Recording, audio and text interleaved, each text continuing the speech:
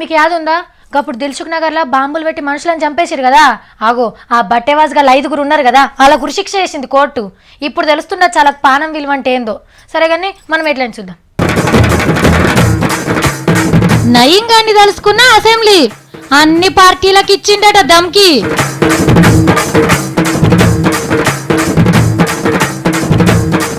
మొత్తం మారిపోయిన ఎర్రవెల్లి ఖతర్నాక్ ఉన్నది గల్లీ గల్లీ అన్నకు నచ్చిందట దొంగ డ్యూటీ పోలీసు వాళ్ళు పెట్టిన హోటల్ ఏ పార్టీ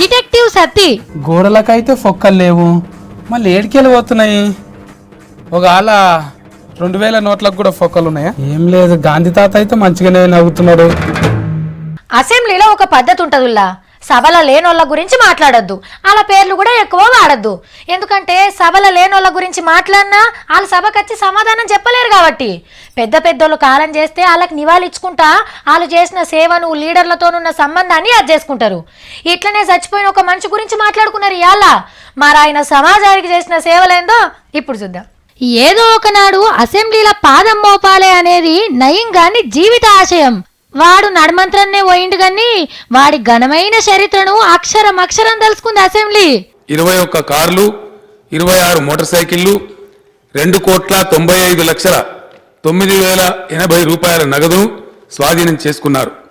నయీం బంధుమిత్రుల పేరు మీద రిజిస్టర్ చేయబడిన దాదాపు 1,015 ఎకరాల భూమికి సంబంధించిన పత్రాలను 1,67 చదరపు గజాల విస్తీర్ణం కలిగిన ఇళ్ల స్థలాలకు సంబంధించిన ఆస్తి పత్రాలను 27 గృహాలను స్వాధీనం చేసుకున్నారు. ఇన్ని ఆస్తులు కూడేసిండు బాయ్ సాబ్. నయీం గాన్ని పోలీసులు ఎట్లా ఎన్కౌంటర్ చేసింది, ముఠాను ఎట్లా అరెస్ట్ చేసింది, కేసు ఎట్లా నడుస్తుంది మొత్తం సీఎం సార్ చెప్పినాక చెయ్యి గుర్తు జీవన్ రెడ్డి సారు 2015లో నయీం తన మేనగోడలు ఫంక్షన్ ఆర్గనైజ్ చేసిండు అధ్యక్ష. మన ఇంటెలిజెన్స్ వ్యవస్థ ఏం చేస్తుంది అధ్యక్ష? ఇంతల్నే సీఎం సారు మళ్ళీ పరిమైక్ అందుకుండు. ఈ పిశాచి స్వైర విహారం చేస్తున్నప్పుడు ఆయన కూడా కేబినెట్ మంత్రి ఏం చేసినా అన్నాడు. మరి న్యాయస్థానం నుంచి తప్పించుకోవడానికి సాక్షిగా ఉండి అప్రూవర్ బారిన వ్యక్తిని మీ ప్రభుత్వం డీజీపీగా నియమించింది. మాకు అర్థమైంది సార్. గా డీజీపీ ఎవరో మాట్లాడదామా అవన్నీ వాటన్నిటిలో పోదామండి. వాళ్ళేం మాట్లాడతారు సారు? ఎవరి మీద నూకుదాం, ఎవరి మీద నొప్పేద్దామంటే మీరు పెద్ద అపవిత్రంగా ఉన్నట్టు, మీకు సంబంధమే లేనట్టు చాలా ఉంది. మరి భాగవతం అట్టంటే గా భాగవతం మొత్తం బయట పెట్టు సారు. దొంగలకు సద్దులు మోసిన ఎవ్వరు నిడిచిపెట్టద్దు. నేను పేరు పెట్టి ఎవడరా ఈ నయీం ఏమనుకుంటున్నారో నీకు 6 చేతులు ఇచ్చాడు భగవంతుడు. నువ్వు చేసే పని మేం చేయాలనుకుంటే మేము అప్పుడు ప్రభుత్వం కాదు అధ్యక్ష, ఉద్యమం నడుపుతున్నాం.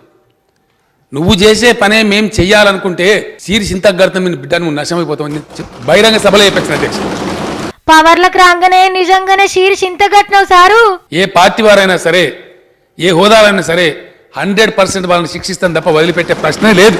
ఎన్కశిరి పువ్వు గుర్తు రామచంద్రారెడ్డి సారు, సైకిల్ గుర్తు వీరన్న, సున్నం రాజన్న కూడా నయీం గాన్ని ఖండాలుగా ఖండించిండ్రు.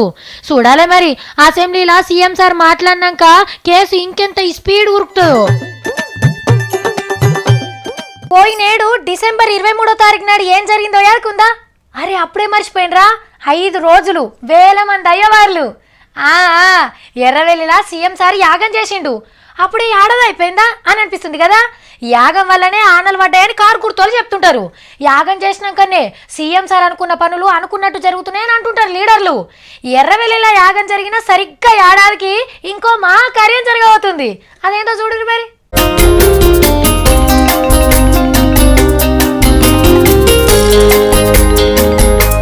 అబ్బా ఏమన్నున్నాయా బిల్డింగ్లు, విల్లాలు, గేటెడ్ కమ్యూనిటీ ఇండ్ల లెక్కనే ఉన్నాయి. ఓటు కొనుక్కుంటా అయిపోవు అని అనుకుంటురా ఏంది? ఇవి అమ్మేటి కాదు. ఎర్రవెల్లి నరసన్నపేటల సీఎం సార్ కట్టించిన డబుల్ బెడ్రూమ్ బంగ్లాలు ఖతర్నాకున్నాయిలే. ఇదో ఊరంటే ఎవ్వరు నమ్మరు. పట్నంలో పైకమున్నోళ్ళ కాలనీ అనుకుంటారు. హాగో గంత ముదుగున్నాయి. 2 ఊర్లకు కలిపి 600 ఇండ్లు రెడీ అయినాయి. కొత్తింట్ల పాలు వంగిస్తందుకు ముహూర్తం కూడా పెట్టిండ్రు. ఈ శుక్రవారం పొద్దుగాలనే ఇండ్లలో కోతారట. ఇంటికో పంతుల్ని మాట్లాడి పెట్టిండ్రు ఆల్రెడీ. మరి డబుల్ బెడ్రూమ్ ఇండ్లు కట్టించి ముఖ్యమంత్రి సార్ వచ్చి కొబ్బరికాయ కొడితేనే కదా ఊరోళ్ళ సంబరం డబుల్ అయ్యేది. ఇంటికొచ్చి ఫస్ట్ కారట్ పెద్ద సార్కే ఇచ్చిండ్రు. సారు మేడం పోయి ఫంక్షన్ హాల్ ఓపెనింగ్ చేసి ఆడ సత్యనారాయణ రథం చేస్తారట. ఇక ఊరోళ్ళంతా సార్కు మంచి దావతిస్తుండొచ్చు. ఎప్పటి నుంచి అడుగుతున్నాడు కదా. ఊరు మొత్తం ఒకేసారిగా 7:13 సైరన్ ఇస్తాం. సైరన్ ఇవ్వగానే ఎక్కడి పంతులు అక్కడ పంతులు కార్యక్రమం ప్రారంభించగానే అబ్బా మేం కూడా ఎర్రవెల్లిలో నరసన్నపేటలో ఉట్టకపోతుమి, మంచిగా మాకు కూడా ఒక డబుల్ బెడ్రూమ్ ఇల్లు వచ్చు అని అనుకుంటున్నారు కదా. ఏం ఫికర్ పడకుండ్రి, ఇల్లు సింగారించుకున్నాకనే కదా ఊరిని సింగారించేది.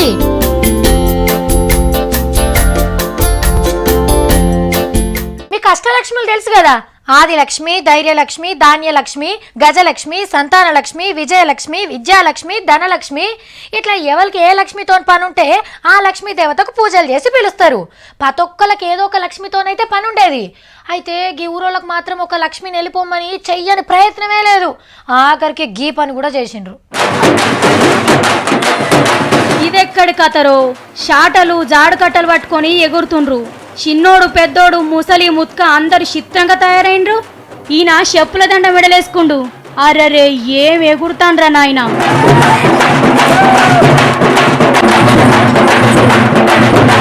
అగో చెత్త ఊడ్చి ఒకల మీద ఒకరు పోసుకుంటుండ్రు. ఇదేమన్నా హోలీ అనుకుంటుండొచ్చురు. పొరక కొట్టుకుంటుండ్రు కదా. ఏదో దిష్టి బొమ్మ లెక్కున్నది కదా, మంచిగా ఊరేగిస్తున్నారు డాన్సులు చేసుకుంటా. ఏంది ఇదంతా అనుకుంటున్నారు కదా. దరిద్రముల్లా పట్టిన దరిద్రాన్ని నెలగొట్టి లక్ష్మమ్మోరికి ఎలకని చెప్తానికి నిర్మల్ జిల్లా ఖానాపూరోళ్ళు ఇంత కష్టపడ్డరు. దుష్టశక్తి అంతా కూడా మరి ఊరవతల పడేసి మరి ఊరికి లక్ష్మి తీసుకురావాలనేటువంటి ప్రధాన ఉద్దేశంతో ఇట్లా ఊరి పొలిమేర దాకా దరిద్రాన్ని దరిమి కొట్టి ఆడ కొత్త బట్టలు మార్చుకుంటారు మొగోళ్ళంతా. కానీ షాటలు పొరకలు వీళ్ళు వాడినంత ఇంట్లో ఆడోళ్ళు కూడా వాడకుండొచ్చురు పో.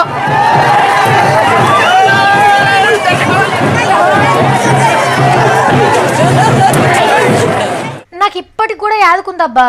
నేను తీన్మార్లకు వచ్చిన కొత్తలా ఒక వార్త వేసిన పోలీసు వాళ్ళు చేసిన మంచి పని గురించి. అందరు పోలీసు వాళ్ళు ఇట్లనే చేస్తే దొంగలు అనేటోళ్ళు ఉండరని గొప్పగా చెప్పిన.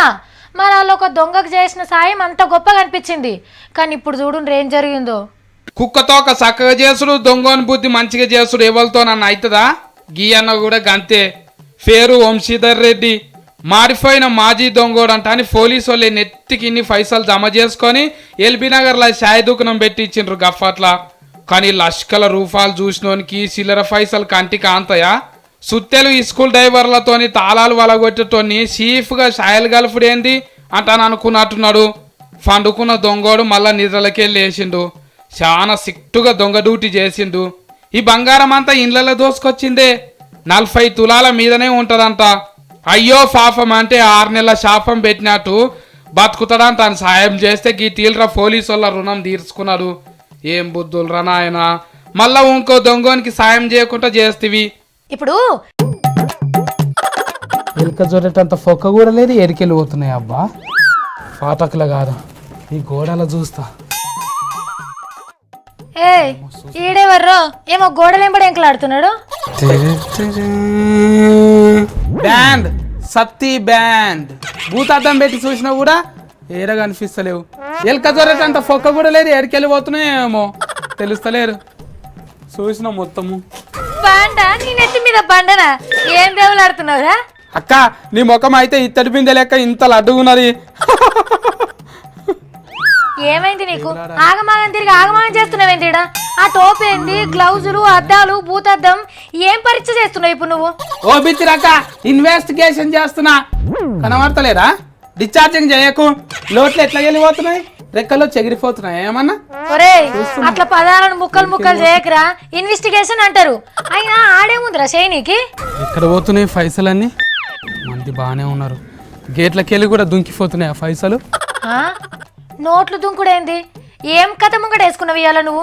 మీరు అందరు ఏటీఎంలకి వెళ్ళి డ్రా చేసుకొని ఇస్తున్నారు. వాళ్ళకి 2000 నోట్లు. మీ చుట్టాలా? కాదు, మీతానే ఉంటున్నాయి. మాతానే ఉంటున్నాయి. మళ్ళీ ఇట్లా జమ అవుతున్నాయి అబ్బా.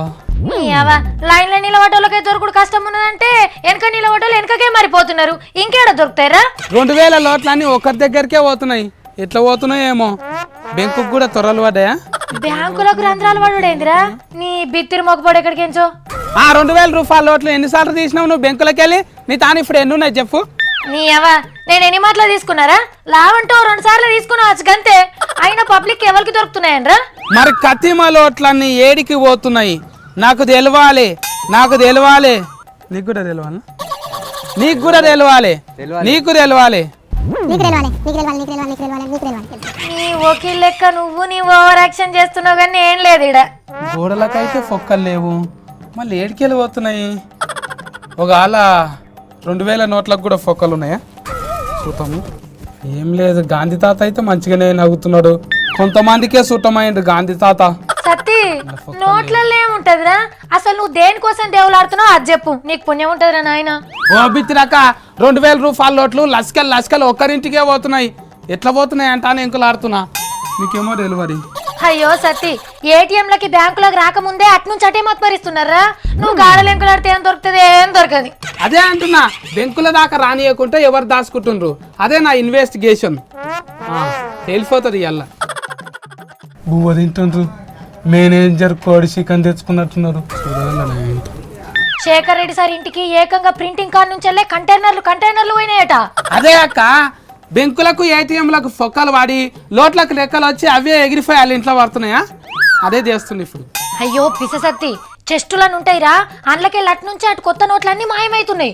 చెస్ట్ అంటే బాడే కదా అక్క ఈ రాని పక్కకే జేబు ఉంటది ఇంట్లోనే ఉంటాయి పైసలు ఇంట్లోకెళ్ళి వెళ్ళిపోతున్నాయి.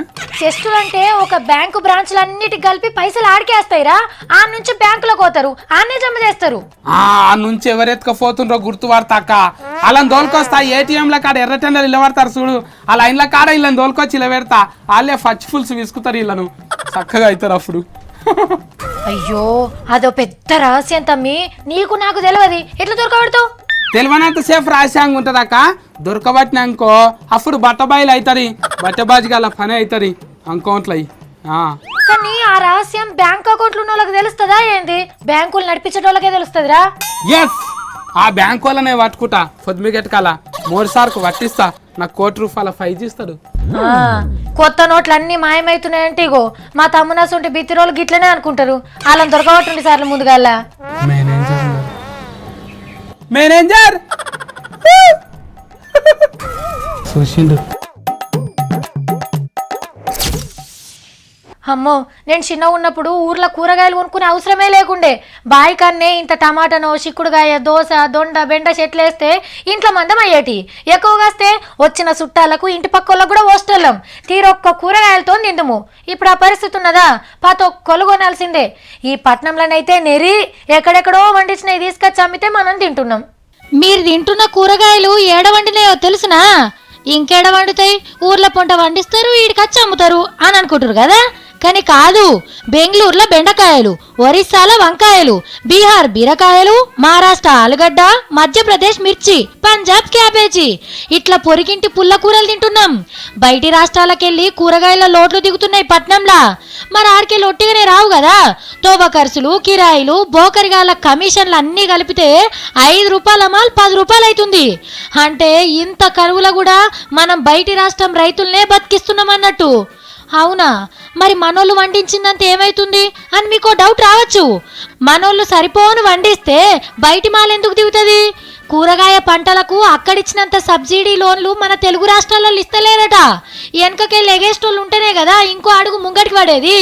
గా పని ఇప్పుడిప్పుడే సురువైతుంది మన తానా. మన రైతులకు మంచి గెమ్మతీయుండి సార్లు. గప్పుడు బయటి రాష్ట్ర పొల్లే తెలంగాణ టమాటా తెలంగాణ ఆలుగడ్డ తెలంగాణ గోకరికాయ తెలంగాణ చిక్కుడుకాయ తెలంగాణ ఆందంకాయ తెలంగాణ బెండకాయ తెలంగాణ క్యారెట్ తెలంగాణ బీట్రూట్ తింటున్నామని మురిసిపోవాలి. నేను ఏలటికి వేస్తా మరి. నమస్తే.